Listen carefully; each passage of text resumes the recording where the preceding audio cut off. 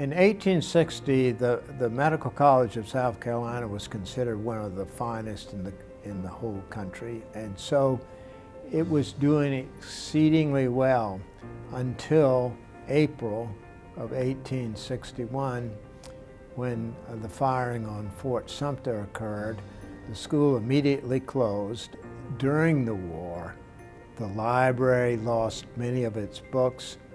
All of the instrumentation and the many wonderful things they had that had made this one of the best equipped medical schools in the country was all lost. Our current interest in innovation go all the way back to at least the Civil War.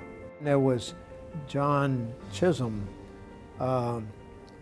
who was on the faculty at the time. The major contribution that Chisholm made was he invented an anesthetic inhaler for chloroform. When the college reopened after the Civil War, enrollment was low, and so the school offered free tuition for 4 years, from 1872 to 1876, in order to increase their enrollment numbers. The college was trying to get on its feet after the Civil War and was doing so gradually.